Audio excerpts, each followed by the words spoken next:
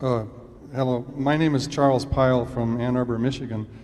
I'd like to ask you to expound on your view of risk in the financial world. And I ask that against the background of what appear to be a number of inconsistencies between your view of risk and the conventional view of risk. I mentioned that in a recent article you pointed out an inconsistency in the use of beta as a measure of risk, which is a common standard. And I mentioned that derivatives are dangerous, and yet you feel comfortable playing in derivatives through Salomon Brothers, and betting on hurricanes is dangerous, and yet you feel comfortable playing with hurricanes through insurance companies. So it appears that you have some view of risk that's inconsistent with what would appear on the face of it to be the conventional view of risk. Well, we do define risk as the possibility of harm or injury, and in that respect, we think it's inextricably wound up in your time horizon for holding an asset. I mean, if your risk is that if you intend to buy XYZ Corporation at 11:30 this morning and sell it out before the close today, I mean, that is, in our view, that is a very risky transaction, because we think 50% of the time you're going to suffer some harm or injury. If you have a time horizon on a business, we think the risk of buying something like Coca-Cola at the price we bought it at a few years ago is essentially so close to nil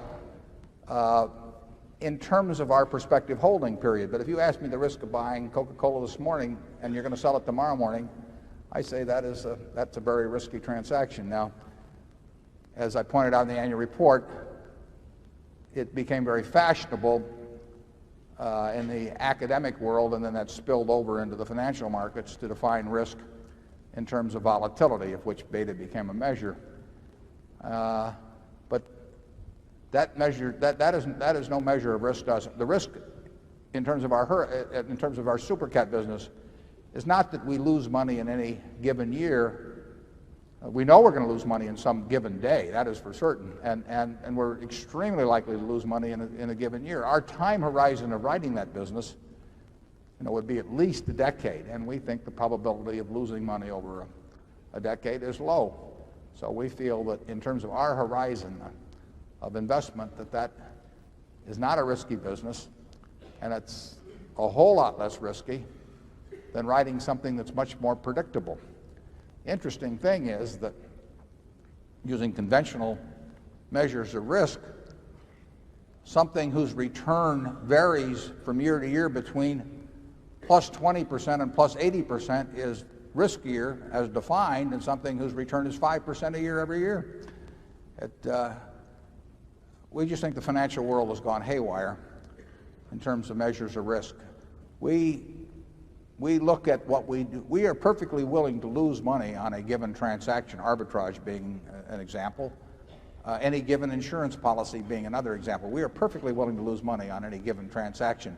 We are not willing to enter into transactions in which we think the probability of doing a number of mutually independent events but of a similar type has an expectancy of loss.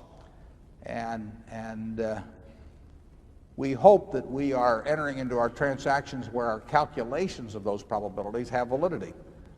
And to do so, we try to narrow it down. There are a whole bunch of things we just won't do because we don't think we can write the equation on them. But we basically, Charlie and I, by nature, are pretty risk averse, but we are very willing to enter into transactions. If we knew it was an honest coin, and someone wanted to give us 7 to 5 or something of the sort on one flip, how much of Berkshire's net worth would we put on that flip? Well, it would sound like a big number to you. It would not be a huge percentage of the net worth, but it would be a significant number. We will do things when probabilities favor us. Charlie? Yeah, I would say we try and think like Fermat and Pascal, as if they'd never heard of modern finance theory. I really think that a lot of modern finance theory can only be described as disgusting.